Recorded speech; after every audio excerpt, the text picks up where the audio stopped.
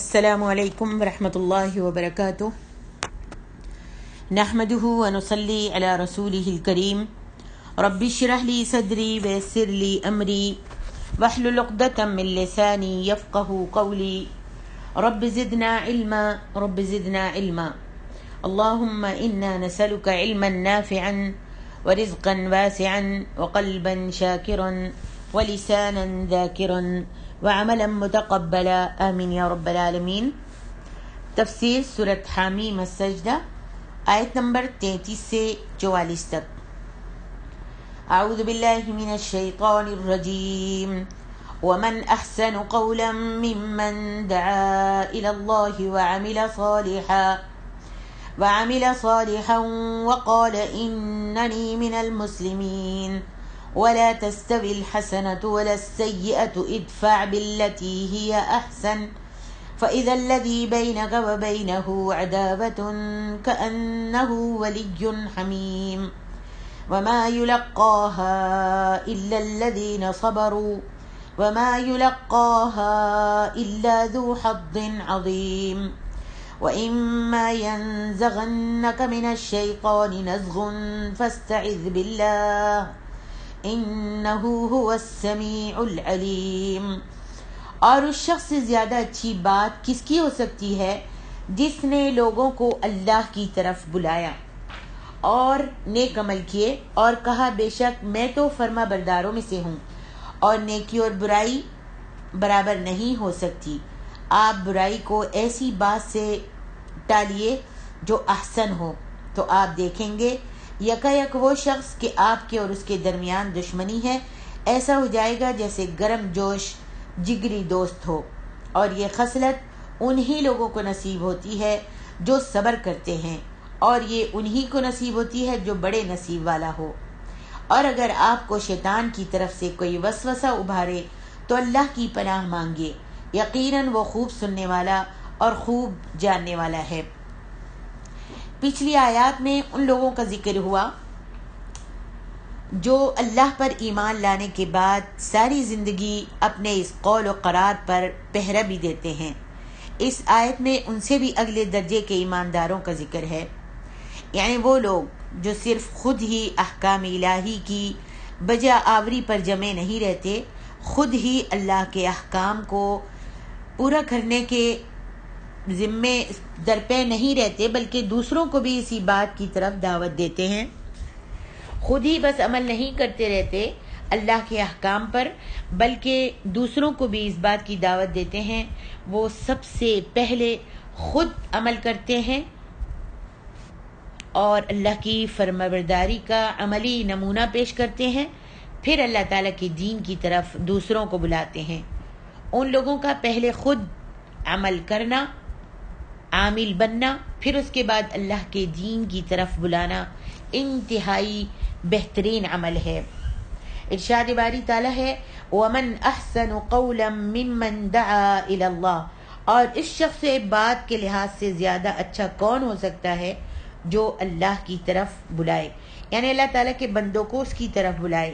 وَعَمِلَ صَالِحًا فَقَالَ إِنَّنِي مِنَ الْمُسْلِمِينَ، اور نیک عمل کرے اور کہے کہ بے شک میں مسلمانوں میں سے ہوں، یعنی وہ جو کہہ رہا ہو اس کے مطابق خود بھی ہدایت یافتہ ہو، خود بھی عمل کرتا ہو، اس کا نفع اپنے لیے بھی ہو اور دوسروں کے لیے بھی، یعنی لازم اور متعدد دونوں ہوں۔ اور وہ ان لوگوں میں سے نہ ہو جو دوسروں کو تو نیک کاموں کا حکم دیتے ہیں لیکن خود نیک کام نہیں کرتے، اور دوسروں کو تو برے کاموں سے منع کرتے ہیں اور خود ان کاموں سے باز نہیں رہتے۔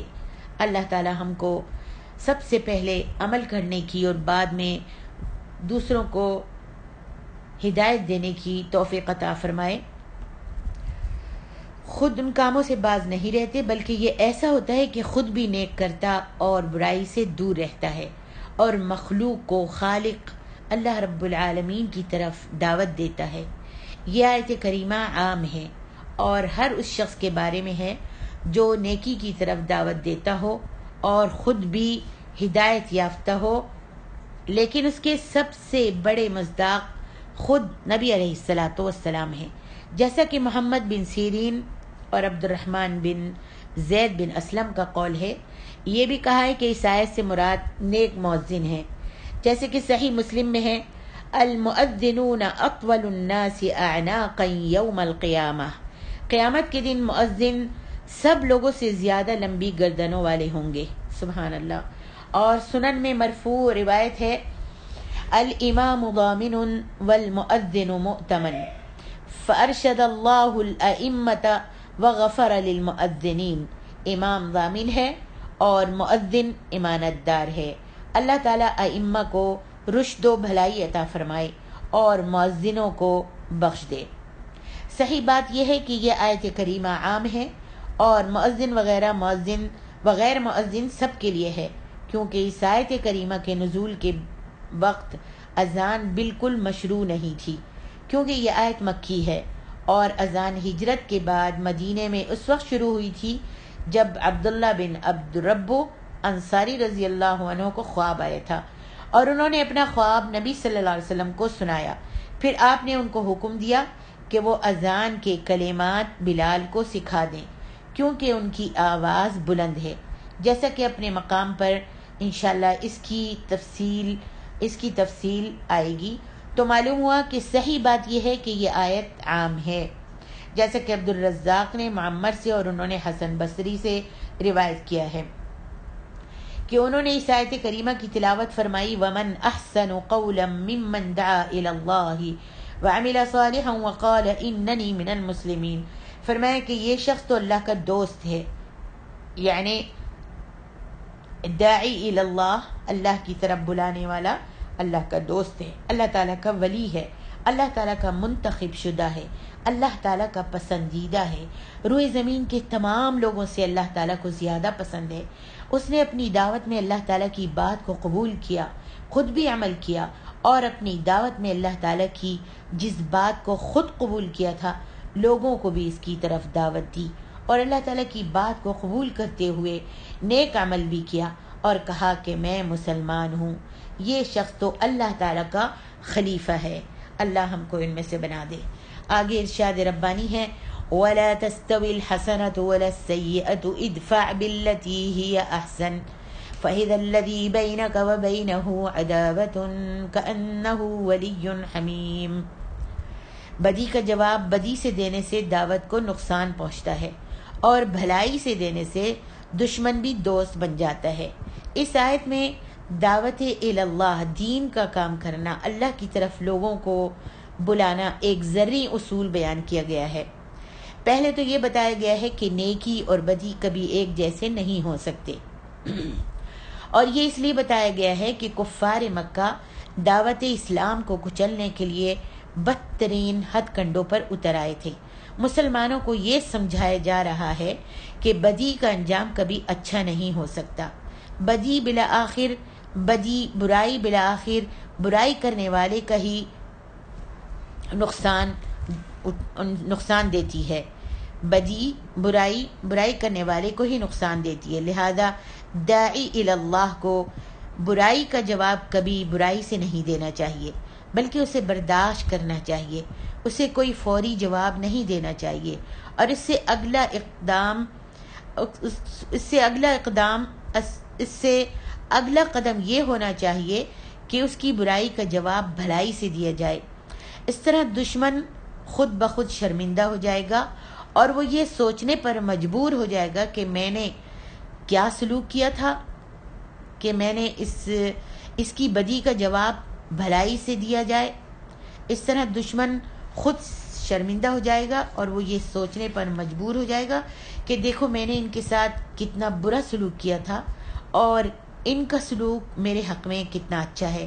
وہ آپ کے خلوص اور آپ کی خیر خواہی اور راست بازی کا معتقد ہو جائے گا، حتیٰ کہ آپ کی مخالفت کو چھوڑ کر آپ کے ساتھ مل جائے گا اور آپ کا جگری دوست بن جائے گا۔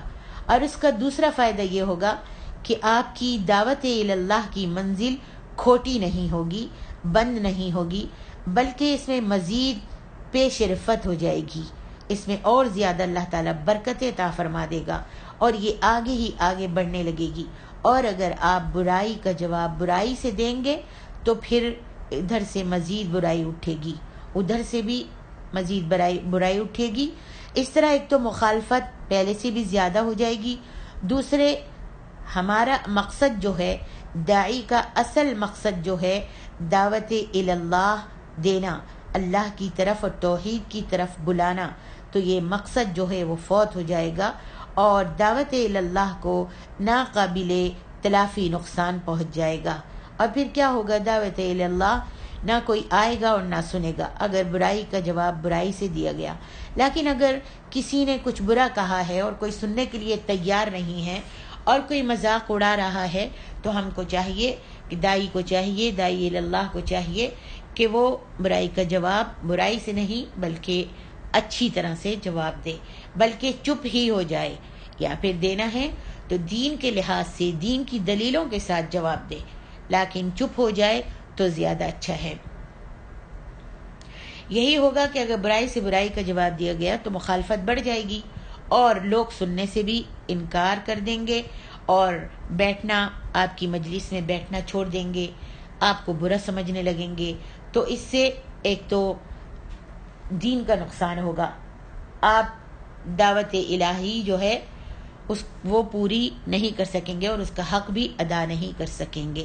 اس واسطے داعی کو چاہیے کہ صبر سے کام لے، تحمل کے ساتھ کام لے، برائی کا جواب برائی سے نہیں دے بلکہ اچھے الفاظوں سے اچھی طرح سے جواب دے اور صبر کرے. فرمایا وَمَا يُلَقَّاهَا إِلَّا الَّذِينَ صَبَرُوا وَمَا يُلَقَّاهَا إِلَّا ذُو حَظٍّ عَظِيمٍ. دنیا میں لوگ 3 قسم کے ہوتے ہیں. ایک وہ جو برائی کا بدلہ برائی سے دیتے ہیں اور نیکی کا بدلہ نیکی سے دیتے ہیں، اور عام لوگوں کی اکثریت ایسی ہی ہوتی ہے. دوسرے وہ جو نیکی کا بدلہ بھی برائی سے دیتے ہیں. یہ بدترین لوگ ہوتے ہیں جو بچھو کے جیسی حرکت اختیار کرتے ہیں. ایسے لوگ بالآخر آپ ہی اپنا نقصان کرتے ہیں. ان کی اس بد فطری کی وجہ سے لوگ ان سے نفرت کرتے ہیں اور ان سے دور رہنے کی کوشش کرتے ہیں. اور تیسرے وہ جو برائی ہونے پر بھڑک نہیں اٹھتے بلکہ اسے برداشت کر جاتے ہیں، بعد میں برائی کرنے والے سے خیر خواہی اور بھلائی کا سلوک کرتے ہیں. اور یہ کام کوئی بچوں کا کھیل نہیں ہے بلکہ بڑے حوصلے اور دل گردے کا کام ہے. اور ایسے کام کی اسی سے توقع کی جا سکتی ہے جو بڑا صاحب عزم اور عالی حوصلہ شخص ہو، جس کے اندر بڑی ہمت ہو اور اس کا حوصلہ بڑا بلند ہو. ایسے لوگ سب سے بہتر ہوتے ہیں اور یہ لوگ بالآخر اپنے مقصد میں کامیاب بھی ہو جاتے ہیں. اللہ تعالی ہم کو ان میں سے کر دے جو آخری قسم ہے، آخری قسم کے لوگ ہیں. اللہ تعالی ہم کو ان میں سے کر دے، صبر و تحمل عطا فرما دے اور سب سے پہلے ہم کو خود عمل کرنے کی اور بعد میں اللہ کی طرف دعوت دینے کی توفیق عطا فرمائے. تحمل کے ساتھ برداشت کرنے کی توفیق عطا فرمائے. آگے ارشاد ربانی ہے وَإِمَّا يَنزَغَنَّكَ نَزْغٌ مِّنَ الشَّيْطَانِ وَإِمَّا يَنزَغَنَّكَ مِنَ الشَّيْطَانِ نَزْغٌ فَاسْتَعِذْ بِاللَّهِ. اور اگر آپ کو شیطان کی طرف سے کوئی وسوسہ پیدا ہو تو اللہ کی پناہ مانگ لیا کریں. انسانی شیطان تو احسان سے دھوکہ کھا جاتا ہے، مگر جنی شیطان جب وسوسہ ڈالتا ہے تو سوائے اس کے وہ اور کوئی حیلہ اس کے خلاف کارگر نہیں ہوتا کہ اس رب العالمین کی پناہ مانگ لی جائے جس نے اسے تم پر مسلط کیا ہے.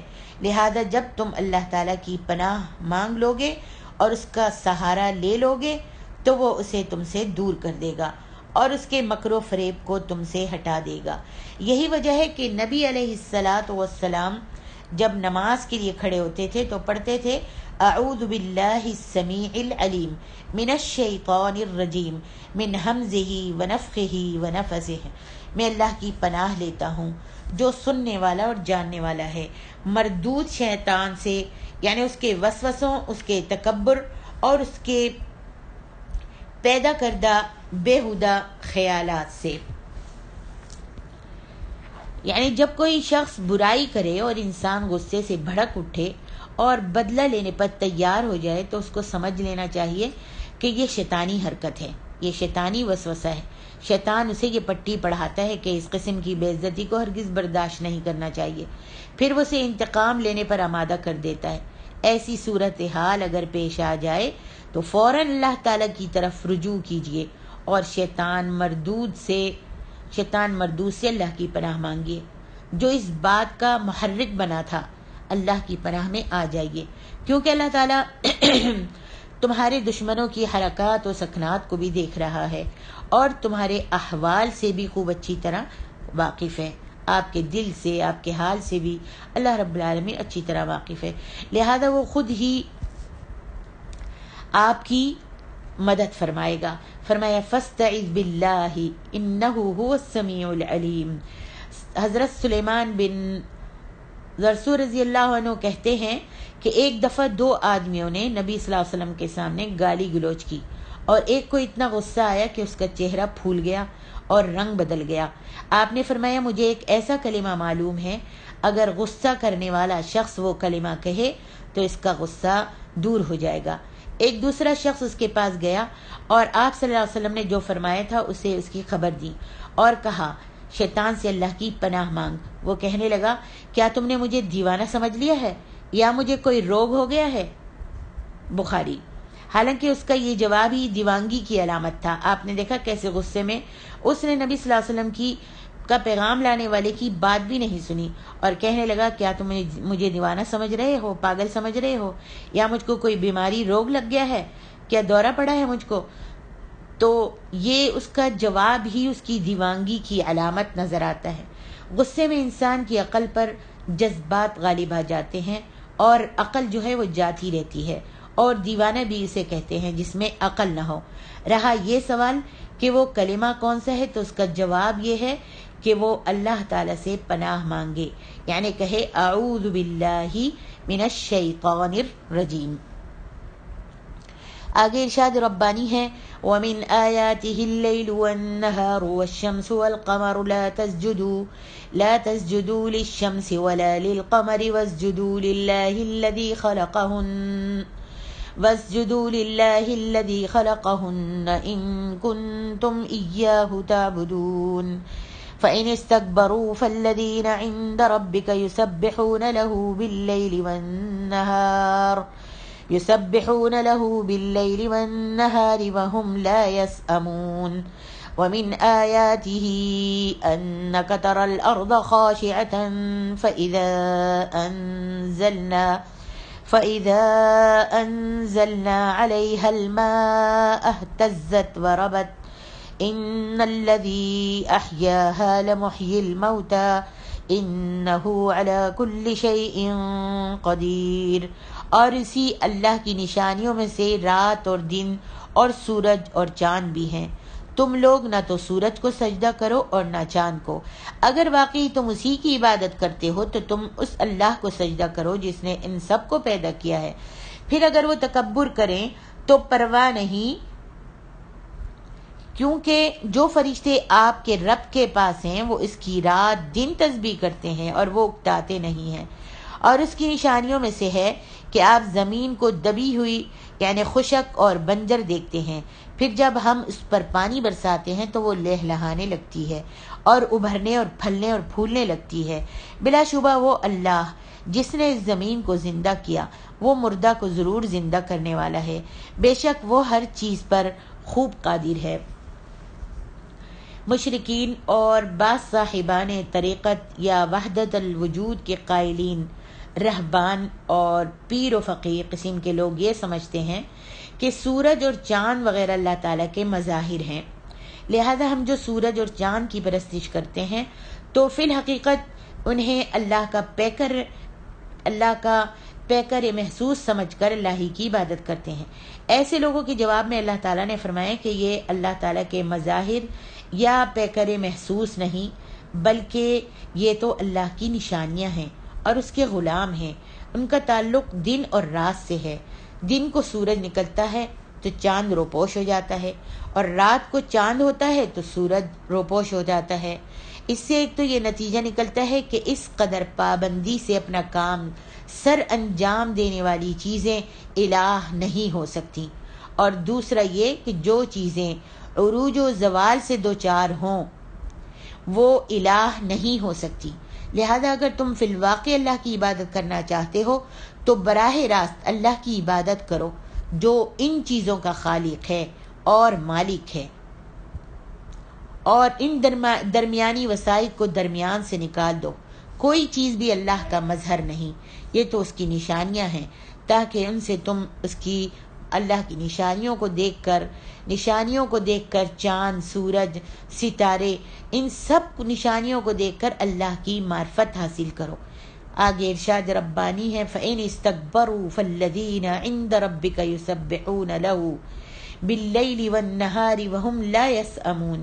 اپنے شرک اور اپنی جہالت پر ڈٹے رہیں۔ کافر جو ہیں، مشرک اور کافر اپنے شرک اور اپنی جہالت پر ڈٹے رہیں اور آپ کی بات تسلیم کرنے میں اپنی توہین سمجھے تو اپنی ہی تباہی کا سامان کر رہے ہیں، کیونکہ اللہ ان کی نافرمانی یا فرمانبرداری سے بے نیاز ہے، اور اس کے پاس فرشتوں کی ایک عظیم جمعیت موجود ہے۔ چاہے یہ عبادت کرے نہ کرے، آپ اللہ کو الہ مانے نہ مانے، آپ کی پیروی اطاعت کریں یا نہ کریں، اللہ تعالیٰ تو بڑا بے نیاز ہے۔ کس لیے بے نیاز ہے کہ اس کے پاس تو فرشتوں کی ایک بہت عظیم جماعت موجود ہے جو اس کے حکم سے تدبیر امور کائنات کا فریضہ سر انجام دے رہی ہے۔ انہیں اللہ کے حکم سے سرتابی کی مجال نہیں ہے، وہ اللہ کے حکم کے خلاف نہیں چل سکتے، وہ وہی کچھ کرتے ہیں جن کا ان کو حکم دیا جاتا ہے۔ اس کے علاوہ وہ اس کی تسبیح تحمید میں بھی ہر وقت مشغول رہتے ہیں، یہی ان کی غذا اور یہی ان کا وظیفہ حیات ہے۔ وہ اپنے قول اور فعل سے اس بات کی شہادت دے رہے ہیں کہ کائنات کی ایک ایک چیز کا خالق و مالک صرف اللہ تعالیٰ ہے۔ پھر اگر یہ لوگ ان حقائق کے الرغم اللہ کے شریک بنانے پر ہی تلے بیٹھے ہیں تو ان کی اس جہالت سے حقائق تو نہیں بدل سکتے۔ آگے ارشاد ربانی ہے وَمِنْ آيَاتِهِ أَنَّكَ تَرَى الْأَرْضَ خَاشِعَةً فَإِذَا أَنزَلْنَا عَلَيْهَا الْمَاءَ اهْتَزَّتْ وَرَبَتْ۔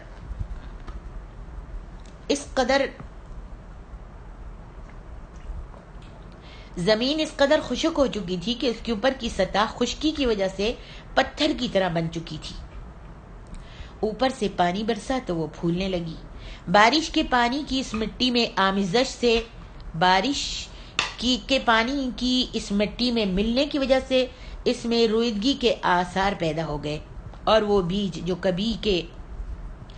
کبھی سے زمین کے اندر پڑے ہوئے تھے، عرصوں سے برسوں سے زمین کے مٹی کے اندر پڑے ہوئے تھے، ان میں زندگی کے آثار پیدا ہوئے، تو اس پھولی ہوئی زمین سے ان بیجوں کے پودوں کی کونپلیں زمین سے باہر نکل آئیں، حتیٰ کہ زمین نباتات سے لہلہا اٹھی اور اس پر جو بنا گیا۔ پھر اس بارش سے کئی جانور، مینڈک اور حشرات الارض بھی پیدا ہو گئے۔ بالکل ایسی ہی صورت قیامت کے قریب واقع ہوگی۔ آسمان سے ایک خاص قسم کی بارش برسے گی جس سے تمام مردوں میں زندگی کی لہر دوڑ جائے گی۔ پھر نفخہ سور یعنی دوسرا نفخہ سور پھونکا جائے گا۔ جب پھونکا جائے گا تو تمام مرے ہوئے انسان اپنی قبروں سے اس طرح نکل آئیں گے جیسے کونپل جو ہے زمین سے نکل آتی ہے، پھر وہ میدان محشر کی طرف چل کھڑے ہوں گے۔ آگے ارشاد ربانی ہے ان الذين يلحدون في آياتنا لا يخفون علينا افمن يلقى في النار خير ام من يأتي آمنا يوم القيامة اعملوا ما شئتم انه بما تعملون بصير۔ بلا شبہ جو لوگ ہماری آیات میں کجروی کفر اختیار کرتے ہیں وہ ہم سے چھپے نہیں رہتے۔ کیا پھر جو شخص آگ میں ڈالا جائے گا وہ بہتر ہے یا وہ جو روز قیامت امن کے ساتھ آئے گا؟ تم جو چاہو عمل کرو، تم جو کچھ کرتے ہو بے شک اللہ اس کو خوب دیکھ رہا ہے۔ ان الذين كفروا بالذكر لما جاءهم وانه لكتاب عزيز۔ بے شک جن لوگوں نے ذکر یعنی قرآن کو نہیں مانا، جب وہ ان کے پاس آیا تو وہ اپنا انجام دیکھ لیں گے، حالانکہ یہ تو ایک بہت بلند مرتبہ کتاب ہے۔ لا يأتيه الباطل من بين يديه ولا من خلفه تنزيل من حكيم حميد ما يقال لك إلا ما قد قيل للرسل من قبلك إن ربك لذو مغفرة وذو عقاب أليم. باطل اس کے پاس پھٹک بھی نہیں سکتا، اس کے آگے سے نہ اس کے پیچھے سے. یہ بڑی حکمت والے تعریف کیے ہوئے کی طرف سے نازل کی گئی ہے. آپ سے بھی وہی کچھ کہا جا رہا ہے جو آپ سے پہلے رسولوں سے کہا گیا. بے شک آپ کا رب معاف کر دینے والا بھی ہے اور دردناک عذاب دینے والا بھی ہے. اللہ تبارک و تعالیٰ نے فرمایا ان الذین یلحدون فی آیاتنا، بے شک جو لوگ ہماری آیتوں میں کجروی اختیار کرتے ہیں. ابن عباس رضی اللہ عنہما نے فرمایا ہے کہ الحاد یہ ہے کہ کلام کو اس کے اپنے مقام کے بجائے غیر مقام پر رکھا جائے. امام قتادہ وغیرہ نے فرمایا ہے کہ الحاد سے مراد کفر اور عناد ہے. لا یخفون علینا، وہ ہم سے پوشیدہ نہیں ہیں. یہ شدید ڈانٹ اور زبردست وعید ہے کہ اللہ تعالیٰ اس شخص کو خوب جانتا ہے جو اس کی آیات، اسماء اور صفات میں الحاد سے کام لیتے ہیں، اور وہ اسے اس کی زبردست سزا دے گا. اسی لیے فرمایا افمن یلقی فی النار خیر ام من یأتی آمنا یوم القیامہ، بھلا وہ شخص جو دوزخ میں ڈالا جائے وہ بہتر ہے یا وہ جو قیامت کے دن امن و امان میں آئے؟ کیا یہ دونوں برابر ہو سکتے ہیں؟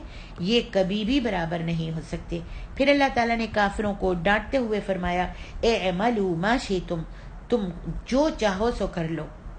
مجاہد، ضحاک اور عطا خراسانی نے کہا ہے کہ یہ وعید ہے، یعنی اچھا برا جو عمل بھی کرو گے وہ تمہارے حالات سے آگاہ اور تمہارے اعمال کو دیکھ رہا ہے. پھر اللہ تعالیٰ نے فرمایا انہ بما تعملون بصیر، جو بھی کچھ تم کر رہے ہو یقیناً وہ اس کو دیکھ رہا ہے.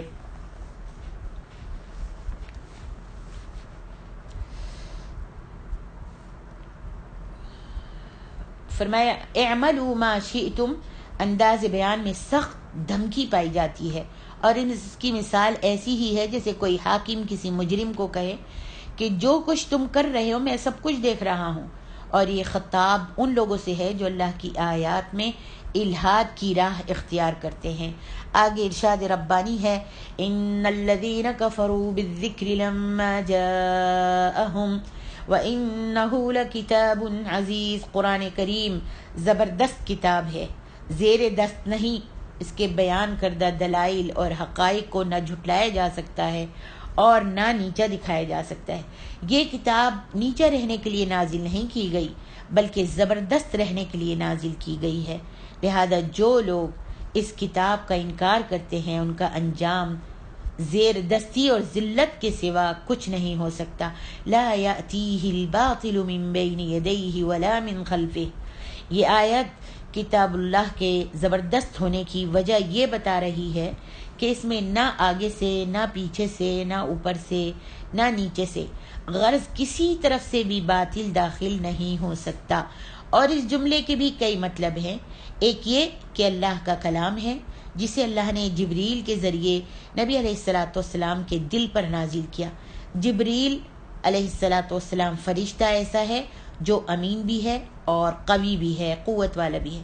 یعنی نہ تو وہ اللہ تعالیٰ کے کلام میں خود کوئی کمی پیش کرتا ہے اور نہ کوئی جن یا شیطان یا کوئی دوسری طاقت اس سے کسی کلام کا کچھ حصہ چھین سکتی ہے یا اس میں آمیزش ملاوٹ کر سکتی ہے.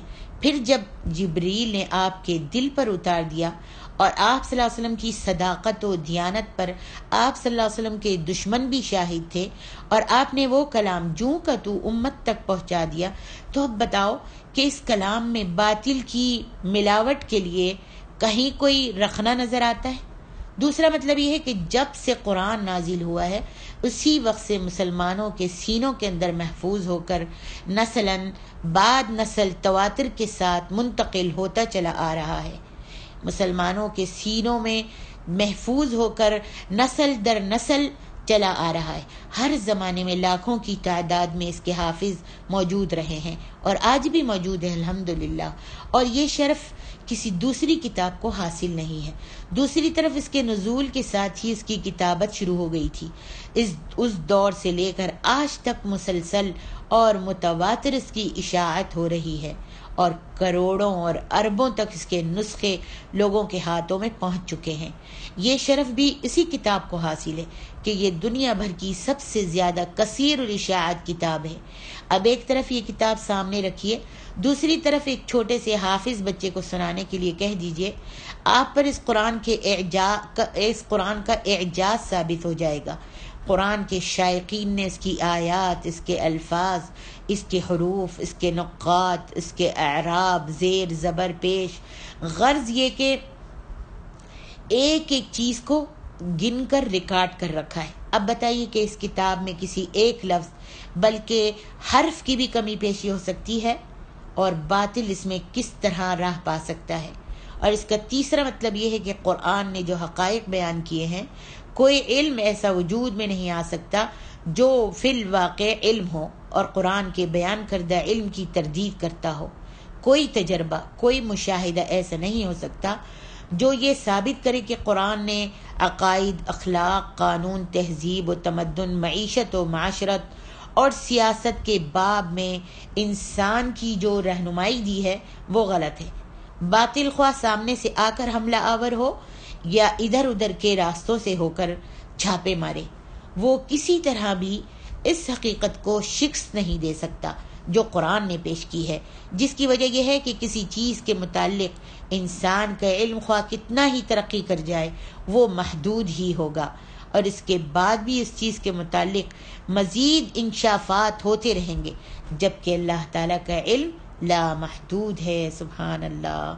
اس کے علاوہ وہ ہر چیز کا خالق ہے، اور خالق اپنی بنائی ہوئی چیز کے متعلق جتنی معلومات رکھتا ہے دوسرا کوئی نہیں جان سکتا۔ سبحان اللہ۔ آگے ارشاد ربانی ہے، ما يقال لك الا ما قد قيل للرسل من قبلك ان ربك لذو مغفرة وذو عقاب علیم۔ اس طرح کی آیات کا نزول وقتاً فوقتاً ہوا اور بارہا ہوا اور ہونا چاہیے بھی تھا، کیونکہ 13 سالہ دور نبوت سارے کے سارا ہی کفار کے ہاتھوں ایذا رسانیوں میں گزرا۔ ہمارے اور آپ کے نبی کا دور نبوت سارا کا سارا کافروں کے ہاتھوں تکلیفیں اٹھانے میں گزرا، جن کی ایک قسم استہزاء اور اعتراضات بھی تھے۔ مذاق اڑانا اللہ کی آیات سے ہوتا تھا، اللہ کے رسول سے بھی اور مسلمانوں سے بھی۔ مثلا یہی کہ کیا یہی شخص اللہ کو رسالت کے لیے ملا تھا؟ یہ تو جادوگر ہے، یہ تو کاہن ہے، یہ تو شاعر ہے، یہ تو مجنون ہے۔ اسی طرح یہ کہ اگر تم اپنے اس کام سے باز نہیں آؤ گے تو ہم تمہیں اپنی بستی سے نکال دیں گے یا تم کو مار ہی ڈالیں گے، یا یہ کہ تمہارے ماننے والے کچھ کمینے اور رذیل سے آدمی معلوم ہوتے ہیں، نیچے طبقے کے معلوم ہوتے ہیں، غریب معلوم ہوتے ہیں، ہم تو ان کی موجودگی میں تمہارے پاس بیٹھنا بھی گوارا نہیں کرتے۔ چہ جائے گا تمہاری باتیں ہم سنیں، ایسی باتیں جو آپ کفار سے سنتے رہتے ہیں۔ پہلے رسولوں کو بھی یہ سب باتیں سننا پڑی تھی۔ اللہ تعالیٰ اپنے رسول کو اس آیت میں تسلی دے رہا ہے اور فرما رہا ہے یہ ساری باتیں جو آپ کفار سے سن رہے ہیں یہ آپ سے پہلے رسولوں نے بھی سنی تھیں، ان کو بھی سننا پڑی تھیں۔ فرمایا ان ربک لذو مغفرۃ وذو عقاب علیم۔ یہ اللہ تعالیٰ کی صفت حلم اور عفو ہی ہے، معاف کرنا ہی ہے کہ وہ اپنے دین کی اور اپنے فرما بردار بندوں کی اس طرح توہین ہوتے دیکھ کر بھی ان سے درگزر کیے جاتا ہے اور ان کو مہلت دیے جاتا ہے، ورنہ اس کے صاحب انتقام ہونے کا تو یہی تقاضا تھا کہ انہیں فوراً کسی دردناک عذاب سے تباہ کر ڈالتا۔ اللہ اکبر، مگر وہ اس عذاب کو مؤخر کیے جا رہا ہے اور یہ سب کچھ اس کی مشیت کے تحت ہو رہا ہے۔ فرمایا وَلَوْ جَعَلْنَاهُ قُرْآنًا أَعْجَمِيًّا لَقَالُوا لَوْلَا فُصِّلَتْ آيَاتُهُ أَعْجَمِيٌّ وَعَرَبِيٌّ قُلْ هُوَ لِلَّذِينَ آمَنُوا هُدًى وَشِفَاءٌ والذین لا یؤمنون فی آذانہم وقر وہو علیہم عمی اولئک ینادون من مکان بعید۔ اگر ہم اسے عجمی زبان کا قرآن بنا کر بھیجتے تو وہ ضرور کہتے اس کی آیتیں عربی میں کھول کر بیان کیوں نہیں کی گئیں، کیا کتاب عجمی ہے اور رسول عربی؟ کہہ دیجئے وہ ان کے لیے جو ایمان لائے ہدایت اور شفا ہے، اور جو لوگ ایمان نہیں لاتے ان کے کانوں میں بوجھ ہے اور وہ ان کے حق میں اندھا پن ہے۔ یہ لوگ جو حق بات نہیں سنتے گویا دور دراز جگہ سے پکارے جا رہے ہوں۔ یہ ضد اور ہٹ دھرمی کافروں کی عادت بد کی ایک اور مثال ہے۔ اعتراض کرتے وقت وہ یہ بھی نہیں سوچتے کہ ان کے اس اعتراض میں کچھ معقولیت ہے بھی یا نہیں۔ ان کے اس اعتراض میں کچھ معقولیت ہے بھی یا نہیں۔ ان کا اعتراض یہ تھا کہ یہ رسول جو ہے عربی ہے اور عربی زبان میں ہی کلام سناتا ہے، تو اس سے یہی معلوم ہوتا ہے کہ یہ کلام اس کا اپنا تصنیف کردہ ہے۔ چاہیے تو یہ تھا کہ یہ کلام کسی دوسری زبان مثلا فارسی یا رومی زبان میں ہوتا اور یہ فرفر ہمیں سناتا، اور ہم سمجھتے کہ یہ زبان تو یہ جانتا ہی نہیں تھا، لہذا ممکن ہے کہ اللہ کا رسول ہو اور فرشتہ ہی اس کو ایسا کلام پڑھاتا ہو۔ اسی اعتراض کا اس آیت میں جواب دیا گیا ہے کہ اگر ہم قرآن غیر عربی زبان میں نازل کرتے تو ان کے اعتراض کی شکل یہ ہوتی کہ واہ، یہ بھی عجیب معاملہ ہے، یہ نبی کلام ایسی زبان میں پیش کرتا ہے جسے ہم سمجھ بھی نہیں سکتے، تو اس پر ایمان کیسے لائیں؟ مطلب یہ ہے کہ ان لوگوں نے بہرحال اعتراض ہی کرنا ہے جو بھی صورت ہو، اور یہی کام یہ لوگ کر رہے ہیں۔ فرمایا قل هو للذین آمنوا ہدی وشفاء۔ آپ ایسے اعتراض کرنے والوں سے کہیے کہ جن لوگوں کی عقل سلیم ہے وہ اسی قرآن سے راہ ہدایت بھی حاصل کر رہے ہیں اور اپنی روحانی بیماریوں سے شفا بھی پا رہے ہیں۔ اگر تم خود سننا، دیکھنا اور ہدایت حاصل ہی نہ کرنا چاہو تو اس میں اللہ کی کتاب کا کیا قصور ہے جو اسے تم مورد الزام ٹھہراتے ہو؟ فرمایا والذین لا یؤمنون فی آذانہم وقر وہو علیہم عمی۔ ایک پرندہ ہے چمگاڈر، جس کی آنکھیں سورج کی روشنی میں چندھیا جاتی ہیں اور وہ دن کی روشنی میں اپنی آنکھیں بند ہی رکھتا ہے۔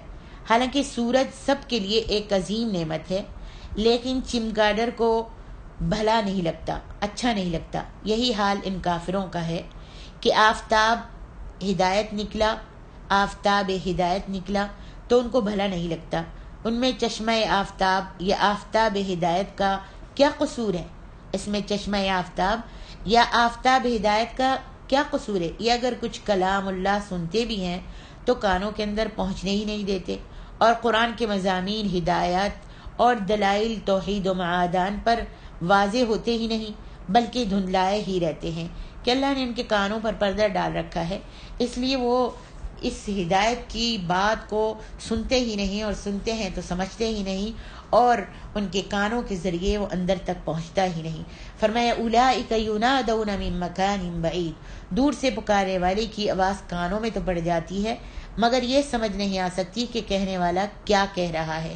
یہی حال ان کافروں کا ہے کہ اگر قرآن کی آواز ان کے کانوں میں پڑ بھی جائے تو چونکہ ان کی خواہش ہی نہیں ہوتی کہ اس سے کچھ ہدایت حاصل کریں، تو اس واسطے ان کو ہدایت نہیں ملتی، لہذا قرآنی آیات کے مفاہیم و مطالب ان پر دھندلائے ہی رہتے ہیں اور ان کو راستہ نظر ہی نہیں آتا۔